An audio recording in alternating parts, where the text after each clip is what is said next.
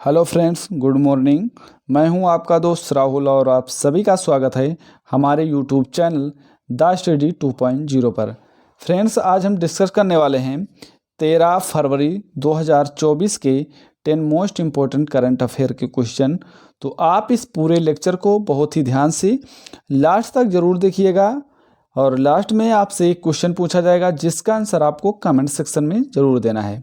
और रोज़ की तरह ही लास्ट में आपके लिए रिवीजन पॉइंट रखे गए हैं जी स्टैटिक जीके के।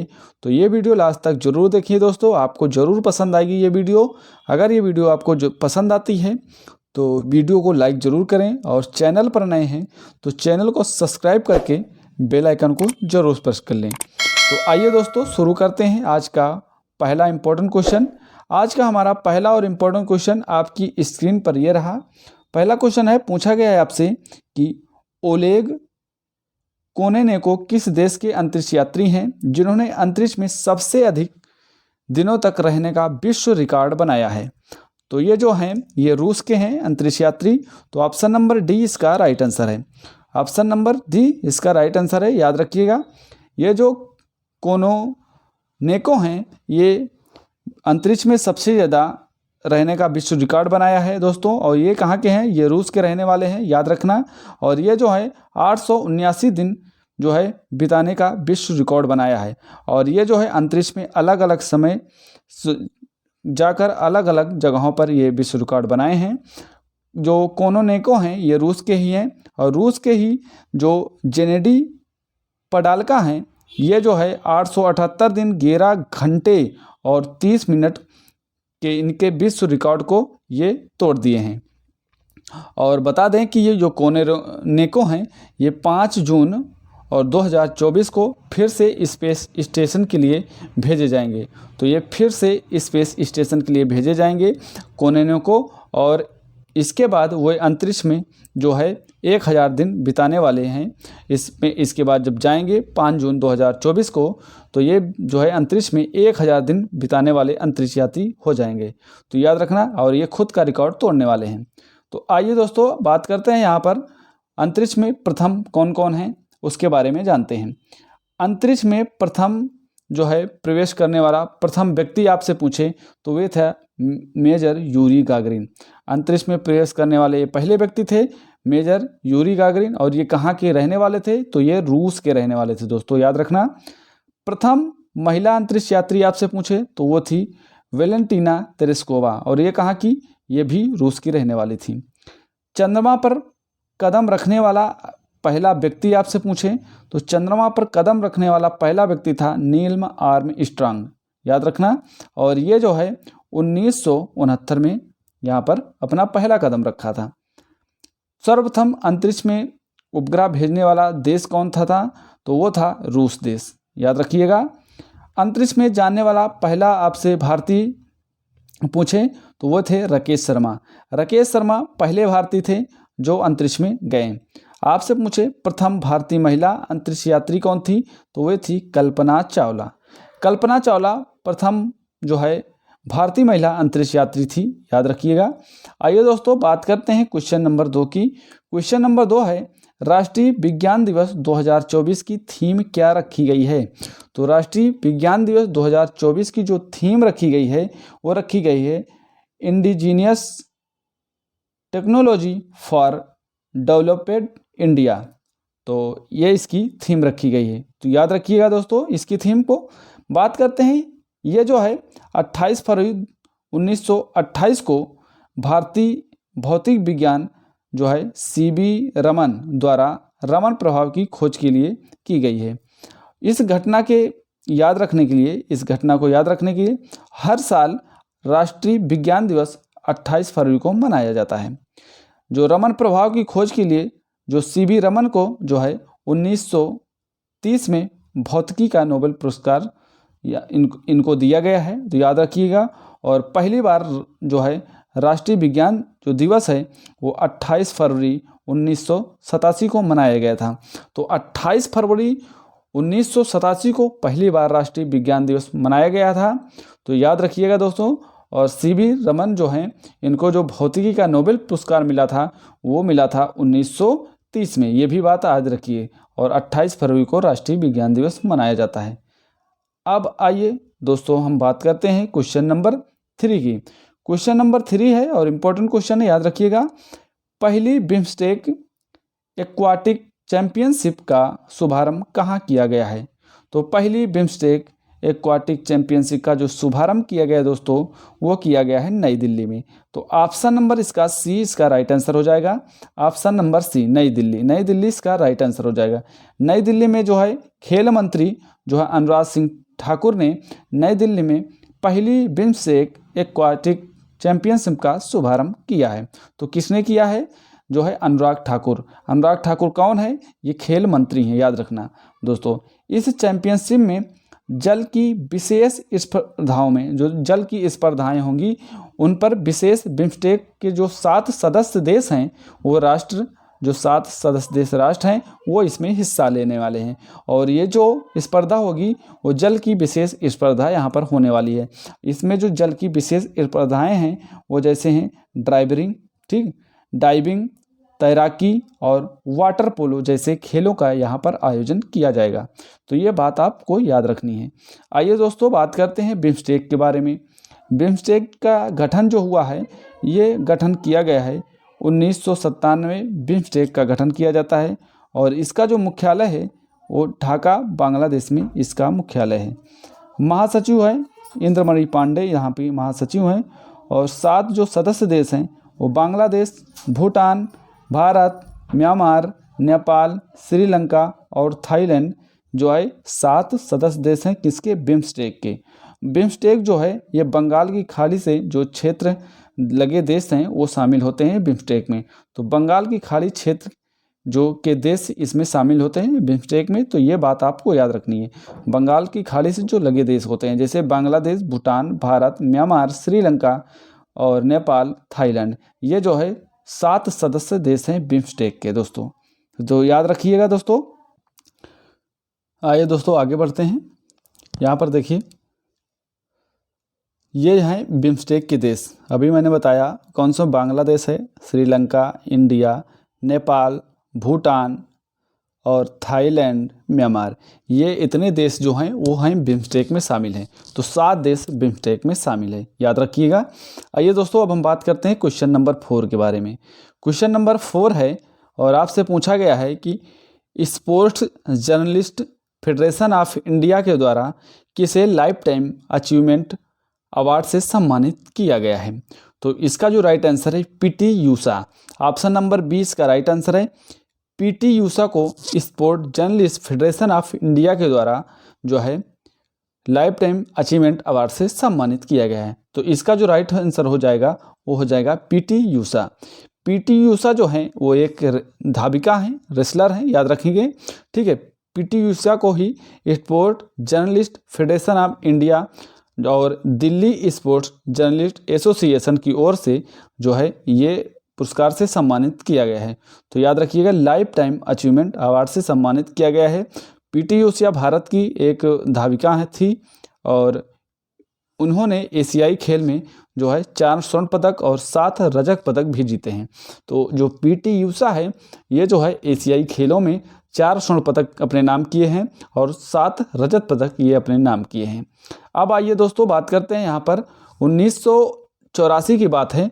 1984 में ओलंपिक में इन्होंने ब्रोंज मेडल जो है पाने से चूक गई थी, ठीक है। तो ये जो है 1984 में जो ओलंपिक हुआ था उसमें ब्रोंज मेडल से चूक गई थी, याद रखिएगा दोस्तों, और ये उसमें शामिल थी। इन्हें जो है भारतीय एथलेटिक्स की जो है गोल्डन गर्ल के तौर पर जाना जाता है। तो भारतीय एथलीट्स से जो है एथलीट्स के गोल्डन गर्ल के रूप में इन्हें जाना जाता है। और वर्तमान में जो पीटी ऊषा हैं ये भारतीय ओलंपिक संघ की और राज्यसभा की मनोनीत सदस्य हैं। तो भारतीय ओलंपिक संघ और राज्यसभा की मनोनीत सदस्य हैं ये पीटी ऊषा वर्तमान में, बात याद रखिएगा। हाल ही में प्रदान किए गए कुछ पुरस्कारों को हम रिवीजन कर लेते हैं दोस्तों। अभी हाल ही में जो है ये डॉक्टर बीना मोदी को outstanding business women of the year से सम्मानित किया गया था। और हजारी ईश्वरी प्रसाद का नाम आया है। हजारी जो ईश्वरी प्रसाद हैं इन्हें स्मृति पुरस्कार से सम्मानित किया गया था। लाल कृष्ण आडवाणी इन्हें अभी 2024 का भारत रत्न दिया गया है। और कर्पूरी ठाकुर को इनको भी भारत रत्न 2024 से सम्मानित किया गया है। तो ये दोनों क्वेश्चन जो है आने वाली परीक्षा में जरूर पूछा जाएगा किसी न किसी शिफ्ट में, ठीक है। तो याद रखिएगा दोस्तों, लाल कृष्ण आडवाणी और कर्पूरी ठाकुर इनको जो है भारत रत्न 2024 प्रदान किया गया है। बात करते हैं, यहाँ पर पूछा गया है कि निखिल वाघ को अभी हाल ही में जो है महागौरव पुरस्कार 2024 से सम्मानित किया गया है। रवि शास्त्री ये कर्नल CK नायडू अवार्ड से सम्मानित किया गया है। फिल्म फेयर अवार्ड का जो बेस्ट अभिनेता चुना गया है वो चुना गया है रणबीर कपूर को। और फिल्म फेयर जो है अवार्ड में जो बेस्ट अभिनेत्री चुनी गई हैं वो आलिया भट्ट को चुना गया है। तो याद रखिएगा, ठीक है दोस्तों। अब बात करते हैं दोस्तों यहाँ पर क्वेश्चन नंबर 5 के बारे में। क्वेश्चन नंबर 5 है, आपसे पूछा गया है कि अहमद अवध बिन मुबारक किस देश के नए प्रधानमंत्री बने हैं। तो अहमद अवध बिन मुबारक जो ये प्रधानमंत्री बने हैं ये यमन के प्रधानमंत्री बने हैं दोस्तों। तो याद रखिएगा, ऑप्शन नंबर डी इसका राइट आंसर हो जाएगा। यमन के प्रधानमंत्री बने हैं। यमन के जो राष्ट्रीय परिषद है, जो यमन के राष्ट्रपति परिषद ने विदेश मंत्री जो वहाँ के हैं विदेश मंत्री उनका नाम है अहमद अवध बिन मुबारक को नया प्रधानमंत्री चुना है। तो अहमद अवध बिन मुबारक जो हैं वो यमन के नए जो है प्रधानमंत्री बन चुके हैं। इससे पहले जो है यमन राष्ट्रपति परिषद के जो PM थे वो थे माइन अब्दुल मलिक साइद, ठीक है। इनको बर्खास्त कर दिया गया है, तो उनको यहाँ से हटा दिया गया है।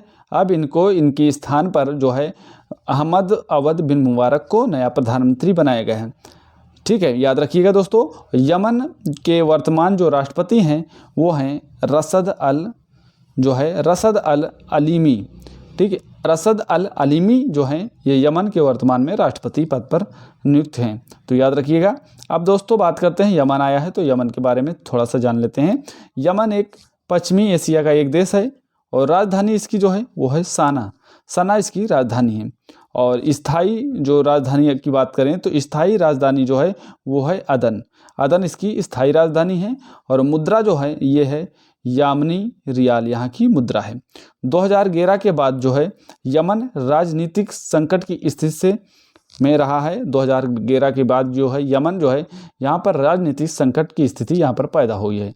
तो राजनीतिक संकट 2011 के बाद यमन रहा। बात करते हैं क्वेश्चन नंबर 7 की दोस्तों। क्वेश्चन नंबर 7 है, PM मोदी ने जो है सर्वाइकल सेंटर का उद्घाटन किस राज्य में किया है। तो PM मोदी ने सर्वाइवल सेंटर का उद्घाटन आपसे पूछा किस राज्य में किया है। तो सर्वाइवल सेंटर का जो उद्घाटन किया है वो गोवा राज्य में किया है। किसने किया है दोस्तों, ये भी बात याद रखेंगे। तो ये PM नरेंद्र मोदी द्वारा किया गया है। तो कहाँ पर किया गया है, गोवा में। तो ऑप्शन नंबर डी इसका राइट आंसर हो जाएगा, गोवा। अब आइए दोस्तों, अब बात करते हैं PM ने oil and natural gas corporation, PM जो हैं वो oil and natural gas corporation की सर्वाइकल सेंटर का उद्घाटन कहाँ पर किया है, ये दक्षिणी गोवा बैतूल में किया है, ठीक है। और इसमें जो है समुद्री रेस्क्यू ऑपरेशन के लिए ट्रेनिंग दी जाएगी। कहाँ पर, यहाँ पर जो समुद्री रेस्क्यू ऑपरेशन के लिए इसमें ट्रेनिंग दी जाएगी। और इसमें हर साल जो है 10 से 15 हज़ार लोगों को ट्रेन किया जाएगा। तो हर साल इसमें 10 से 15 हज़ार लोग इससे ट्रेंड होंगे। तो ये बात आप याद रखिएगा। अब आइए दोस्तों, आया है ONGC, ठीक है, इंडियन जो है oil and natural gas corporation, इसके बारे में जान लेते हैं। तो इसकी स्थापना जो होती है वो 14 अगस्त 1956 को इसकी स्थापना होती है। मुख्यालय इसका दिल्ली में है। और अध्यक्ष और CEO अरुण कुमार सिंह इसके अध्यक्ष और CEO हैं। और केंद्रीय सार्वजनिक क्षेत्र का ये उपक्रम है, तो याद रखिएगा। और भारत सरकार के पेट्रोलियम और प्राकृतिक गैस मंत्रालय के ये अधीन काम करता है। तो और अब आपसे अगर ये पूछे कि पेट्रोलियम और प्राकृतिक गैस मंत्री कौन है, तो वो है हरदीप सिंह पुरी। तो ऑप्शन जो है ये इसका राइट आंसर है। जो आपसे पूछे पेट्रोलियम और प्राकृतिक गैस मंत्री कौन है, तो हरदीप सिंह पुरी यहाँ के जो है पेट्रोलियम और गैस मंत्री हैं। तो ये सारी बातें हैं इस क्वेश्चन से। क्वेश्चन नंबर 8 की बात करते हैं। क्वेश्चन नंबर 8 है, आपसे पूछा गया देश के पहले डिजिटल राष्ट्रीय संग्रहालय की आधारशिला कहाँ रखी गई है। तो देश के पहला है, ये बात आप जरूर याद रखेंगे, इसीलिए इम्पोर्टेंट बन जाता है। तो देश के पहले डिजिटल राष्ट्रीय संग्रहालय की जो आधारशिला रखी गई दोस्तों, वो रखी गई हैदराबाद में। तो ऑप्शन नंबर सी इसका राइट आंसर हो जाएगा, हैदराबाद इसका राइट आंसर है दोस्तों, याद रखिएगा। हैदराबाद के जो सलार जंग है, ठीक है, यहाँ पर संग्रहालय खोला गया है और देश के पहले डिजिटल राष्ट्रीय संग्रहालय की आधारशिला यहाँ पर रखी गई है। तो ये देश का पहला है और सलार जंग संग्रहालय यहाँ पर है, याद रखिएगा। आधारशिला जो है वहाँ जो है केंद्रीय संस्कृति मंत्री ने रखी है आधारशिला, और केंद्रीय संस्कृति मंत्री का अगर नाम पूछे तो उनका नाम है जी किशन रेड्डी, इनका नाम है। इन्होंने यहाँ पर आधारशिला रखी है। भारतीय पुरातत्व सर्वेक्षण जो है इस संग्रहालय की स्थापना कर रहा है। तो आपसे ये भी पूछ सकता है कि इस संग्रहालय की स्थापना कौन कर रहा है। तो भारतीय पुरातत्व सर्वेक्षण द्वारा इस संग्रहालय की स्थापना की जा रही है। और इसमें जो है इस संग्रहालय में विभिन्न भाषाओं में विभिन्न कला विधि में 1 लाख से अधिक अभिलेख जो है रखे जाएंगे यहाँ पर। तो यहाँ पर जो है 1 लाख से अधिक अभिलेख यहाँ पर रखे जाएंगे। आइए दोस्तों बात करते हैं भारत के जो प्रमुख संग्रहालय हैं उनको एक बार रिवीजन कर लेते हैं। ठीक दोस्तों, देखिए यहाँ पर आपसे पूछे कि राष्ट्रीय संग्रहालय कहाँ पे है, तो दिल्ली में है। राष्ट्रीय कृषि विज्ञान म्यूजियम कहाँ पर है, तो ये भी नई दिल्ली में है। The prince of Wales museum की बात करें तो ये है मुंबई में। राष्ट्रीय रेल संग्रहालय ये है दिल्ली में, याद रखिएगा। आपसे पूछे कि जी कैलिको संग्रहालय ऑफ टेक्सटाइल कहाँ पे है, तो ये है दोस्तों हैदराबाद में। नेपियर संग्रहालय यह है तिरुवनंतपुरम में। भारतीय संग्रहालय की बात करें यह है कोलकाता में। छत्रपति शिवाजी महाराज वास्तु संग्रहालय यह है मुंबई में। और कर्नाटक में मानव विज्ञान संग्रहालय है वो है मैसूर में। तो ये सारे संग्रहालय आप जरूर याद रखेंगे दोस्तों। अब बात करते हैं यहाँ पर 2023-24 में जो प्रथम है उनके बारे में एक बार जान लेते हैं। यहाँ पर देखिए 2023-24 की बातें हैं। जाति जनगणना शुरू करने वाला दूसरा राज्य आपसे पूछे तो वो है आंध्र प्रदेश, लेकिन पहला राज्य वो है जो है बिहार। बिहार पहला राज्य है जो जाति जनगणना शुरू किया है। दूसरा राज्य आंध्र प्रदेश बन चुका है। भारत की पहली 100% इलेक्ट्रॉनिक बाइक जो है टैक्सी की शुरुआत किसने की है, तो असम राज्य में की गई है। पीएम विश्वकर्मा योजना लागू करने वाला पहला यूटी आपसे पूछे तो यह है जम्मू कश्मीर बना है। और भारत का पहला गर्ल्स सैनिक स्कूल की शुरुआत करने वाला यह बना है मथुरा, उत्तर प्रदेश, याद रखिएगा। अब दोस्तों बात करते हैं यहाँ पर मंगल ग्रह पर रोवर संचालित करने वाली पहली भारतीय महिला कौन बनी है, तो ये बनी है दोस्तों, कौन बनी है, ये बनी है अक्षता कृष्णमूर्ति बनी है, याद रखिएगा। देश का पहला डार्क स्काई पार्क कहाँ पर खोला गया है, ये खोला गया है महाराष्ट्र में। कहाँ पर, पेंच टाइगर रिजर्व में। अनाथ बच्चों के लिए जो है योजना बनाने वाला पहला राज्य कौन है, तो अनाथ बच्चों के लिए जो योजना बनाने वाला पहला राज्य बना है वो बना हिमाचल प्रदेश। देश का पहला AI सिटी कौन बनेगा, तो ये लखनऊ शहर बनेगा, याद रखिएगा। लखनऊ उत्तर प्रदेश में है। तो ये दो है देश का पहला AI सिटी बनेगा। अब दोस्तों बात करते हैं क्वेश्चन नंबर 9 की। क्वेश्चन नंबर 9 है ब्रांड गार्जियनशिप इंडेक्स 2024 में दुनिया के दूसरे पावरफुल CEO कौन बने हैं। तो दुनिया के सब दूसरे पावरफुल जो CEO बने हैं वो दोस्तों बने हैं मुकेश अंबानी, याद रखिएगा। ऑप्शन नंबर ए इसका राइट आंसर है। मुकेश अंबानी जो है ये दुनिया के दूसरे पावरफुल CEO बने हैं।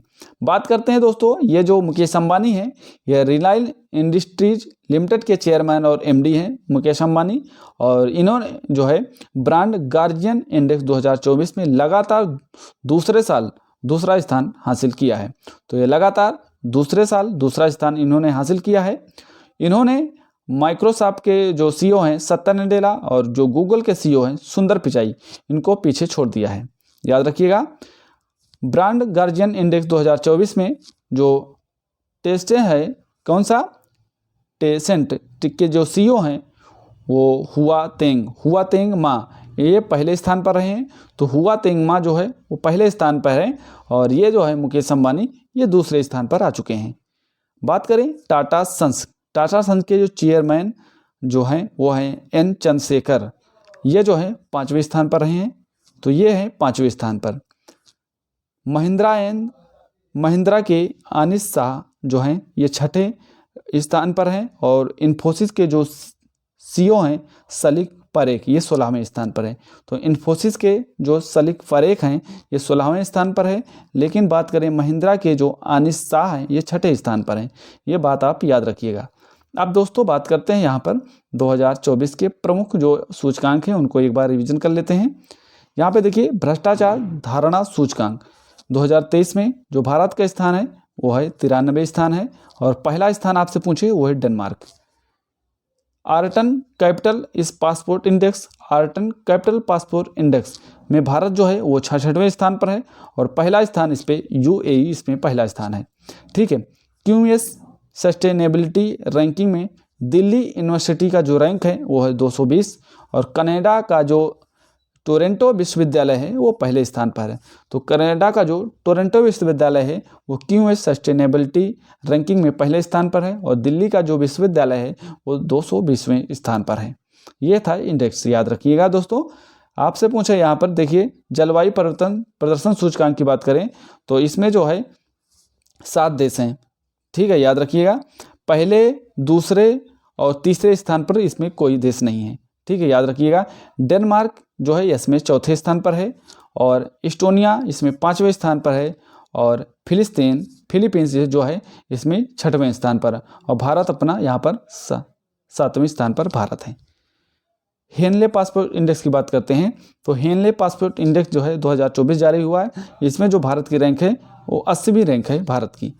पहला स्थान यहाँ पर फ्रांस का, दूसरा जर्मनी जो है यहाँ पर ये दूसरा नहीं है, ये France, Germany, Japan, Italy, Singapore और स्पेन ये सारे देश जो है ये पहले स्थान पर है। लेकिन भारत की बात करें तो भारत इसमें 80 नंबर पे है। ठीक है, हेनले पासपोर्ट इंडेक्स में, और जितने भी देश हैं वो सब पहले स्थान पर हैं। दोस्तों बात करते हैं क्वेश्चन नंबर 10 की। क्वेश्चन नंबर 10 है आज का हमारा आखिरी क्वेश्चन। पूछा गया है कि हाल ही में केंद्र सरकार ने सचिव स्वास्थ्य किसे नियुक्त किया है। तो हाल ही में केंद्र सरकार ने सचिव स्वास्थ्य किसे नियुक्त किया है। तो ये जो है सचिव स्वास्थ्य जो नियुक्त किया है ये किया है अपूर्व चंद्रा। ठीक है, याद रखिएगा। ऑप्शन नंबर ए इसका राइट आंसर है, अपूर्व चंद्रा। अपूर्व चंद्रा जो हैं वो सचिव स्वास्थ्य जो है केंद्र सरकार ने इन्हें सचिव स्वास्थ्य नियुक्त किया है, तो अपूर्व चंद्रा को बनाया गया है। तो ऑप्शन नंबर इसका ए राइट आंसर हो जाएगा, अपूर्व चंद्रा। अब बात करते हैं दोस्तों, केंद्र सरकार के वरिष्ठ अधिकारी हैं ये अपूर्व चंद्रा, इनको स्वास्थ्य सचिव के पद पर नियुक्त किया गया है। इससे पहले जो है अपूर्व चंद्रा वो सूचना एवं प्रसारण सचिव थे। तो इससे पहले भी याद रखना कौन थे, ये सूचना एवं प्रसारण सचिव थे अपूर्व चंद्रा। अब इन्हें जो है स्वास्थ्य सचिव के रूप पे नियुक्त किया गया है। संजय जो जाजू हैं उनको नया जो सूचना प्रसारण सचिव नियुक्त किया गया है। तो अब जो है संजय जो है जाजू हो गए हैं जो सूचना प्रसारण सचिव। तो अब संजय जाजू का नाम याद रखना और संजय जाजू बन गए हैं नए सूचना एवं प्रसारण सचिव। आइए दोस्तों बात करते हैं यहाँ पर महत्वपूर्ण नियुक्तियाँ अभी जो भी हुई हैं उनको याद कर लेते हैं। अभी हाल ही में भ्रष्टाचार विरोधी लोकपाल का सचिव बनाया गया है। किसे? सुखबीर सिंह सिद्धू को। याद रखिएगा। सहकारिता मंत्रालय के सचिव कौन बने हैं? तो ये बने हैं आशीष कुमार भूटानी। सीमा प्रबंधन विभाग का सचिव कौन बने हैं? तो ये राजकुमार गोयल बने हैं। वित्त मंत्रालय के मुख्य सलाहकार आपसे पूछे कौन बने हैं? तो ये हैं पवन कुमार। पवन कुमार हैं वित्त मंत्रालय के मुख्य सलाहकार। यहाँ पर देखिए आपसे पूछे कि बताइए कि राज्यसभा के मनोनीत सदस्य कौन हैं? तो ये हैं सतनाम सिंह सद्धू। और पांडुचेरी के नए जो मुख्य सचिव बने हैं वो बने हैं शरद चौहान। याद रखिएगा। सुप्रीम कोर्ट के न्यायाधीश जो हैं वो है न्यायमूर्ति प्रसन्ना बी वराले जो हैं वो सुप्रीम कोर्ट के नए मुख्य न्यायाधीश बन चुके हैं। आइए दोस्तों अब हम बात करते हैं आज का स्टैटिक जीके के रिवीजन के बारे में। पहला क्वेश्चन है साबरमती आश्रम की स्थापना गांधी जी ने कहाँ की? तो ये की है अहमदाबाद में। कब की है? 1917 में। महात्मा गांधी अपना राजनीतिक गुरु किसको मानते थे? तो ये मानते थे गोपाल कृष्ण गोखले को। महात्मा गांधी जी दक्षिण अफ्रीका से कब लौटे? तो ये लौटे थे 1915 में। महात्मा गांधी का भारत में सर्वप्रथम आंदोलन कौन सा था? तो ये था चंपारण आंदोलन। कब था? 1917 में किया गया था। ठीक है, बिहार में है चंपारण, वहीं पर किया गया। गांधी जी को महात्मा की उपाधि किसने दी, आपसे पूछे तो ये रविंद्रनाथ टैगोर ने दी है दोस्तों। असहयोग आंदोलन का प्रारंभ जो हुआ है वो 1920 और 21 में हुआ, लेकिन किसने किया था? तो ये महात्मा गांधी ने किया था। ये सभी जो जुड़ी बातें हैं महात्मा गांधी से जुड़ी बातें हैं, याद रखिएगा। आपसे पूछे महात्मा गांधी कब भारतीय राष्ट्रीय कांग्रेस के अध्यक्ष बने थे? तो ये 1924 बने थे, बेलगाम अधिवेशन से। याद रखिए 1924 में ये बेलगाम अधिवेशन होता है और इसी में भारतीय जो है राष्ट्रीय कांग्रेस के अध्यक्ष महात्मा गांधी बनते हैं। आपसे पूछे किस आंदोलन के समय महात्मा गांधी ने कहा कि मेरे जीवन का यह अंतिम संघर्ष होगा और जो है आंदोलनकारियों को करो या मरो का नारा दिया गया है? तो ये दिया गया है भारत छोड़ो आंदोलन में। याद रखिएगा दोस्तों, ये महात्मा गांधी से कुछ जुड़ी बातें थी। ठीक है, आज के रिवीजन में। आइए दोस्तों, कल का हमारा प्रश्न था आपसे पूछा गया था विश्वनाथ आनंद को पीछे छोड़ते हुए भारत के नंबर 1 शतरंज खिलाड़ी कौन बन गए हैं? तो इसका जो राइट आंसर था वो था रमेश बाबू प्रज्ञानंद। याद रखिएगा। आज का हमारा प्रश्न है आपसे, आज का प्रश्न ये है कि यूक्रेन पर वैश्विक शांति शिखर सम्मेलन की मेजबानी कौन सा देश करेगा? तो इसका जो राइट आंसर है आप कमेंट सेक्शन में ज़रूर बताइएगा दोस्तों। और आपको वीडियो कैसी लगी? अगर वीडियो पसंद आई हो दोस्तों तो वीडियो को लाइक ज़रूर करें और चैनल पर नए हैं तो चैनल को सब्सक्राइब करके बेल आइकन को ज़रूर प्रेस कर लें। और दोस्तों, आपको कैसी वीडियो लगी ज़रूर कमेंट सेक्शन में ज़रूर बताएं, इसका फीडबैक ज़रूर दें दोस्तों। तो मिलते हैं नेक्स्ट वीडियो में दोस्तों। आज के लिए सभी दोस्तों को, सभी प्यारे दोस्तों को, भाई बहन को जय हिंद, जय भारत।